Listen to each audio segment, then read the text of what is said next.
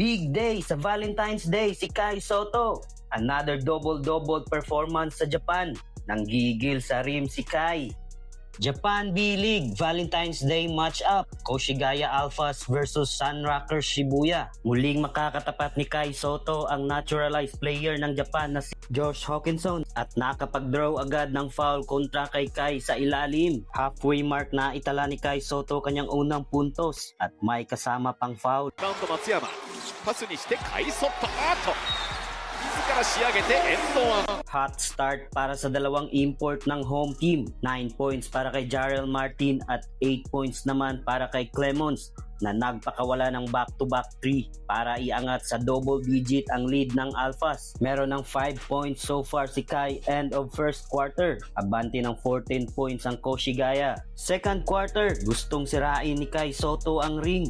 Gigil na gigil sa kanyang two-handed slam. トータル5分の0でした2ポイント。カイソット。立ち塞がったランダルですが、取り直して。 Nagtuloy-tuloy ang magandang opensa ng Koshigaya. Umalo sa 19 points ang kanilang biggest lead dito sa second frame. Tatlong players na ng Alphas ang may double-digit scoring. Mainit naman sa kabila ang local player ng Shibuya na si Leo Vendrami. Umambag ng 10 points off the bench. Less than 2 minutes remaining sa first half. Nakabawi ng foul si Kai Sotto kay Josh Hawkinson. Walang mintis so far si Kai sa bonus line. Perfect 5 of 5 at malapit ng mag-double-double. Meron ng 9 points at 8 rebounds sa pagtatapos ng first half. 49-34, halftime. Nagtuloy-tuloy ang momentum ng Koshigaya entering third quarter.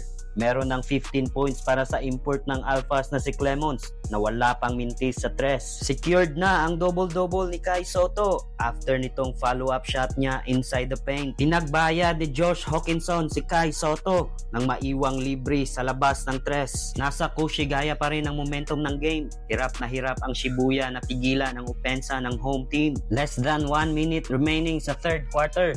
Nakapagtala pa ng 4 straight points si Kai Sotto. Abante na ng 21 points ang Koshigaya Alphas, 73-52. Napabuhat sa final frame si Josh Hawkinson. 5 straight points ang naitala para sa visiting team. Ganda ng pagkakahanap dito ni Kai Sotto kay Devon Reed under 8-minute mark. Hindi magawang maibaba ng visiting team ang lumulubong kalamangan ng Koshigaya Alphas. Pero halfway mark nagkaroon ng run ang Shibuya nang nilabas ni Coach Ansay ang imports at si Kai Sotto. Buhat mode si Josh Hawkinson. Mukhang machuchok pa yata ang Koshigaya Alphas. Kaya naman nag-decide si Coach na ibalik ulit si Kai Sotto at ang imports under 2-minute mark para siguraduhin ang panalo ng Koshigaya. Final score 93-75. Another double-double performance ni Kai Sotto. 15 points at 14 rebounds.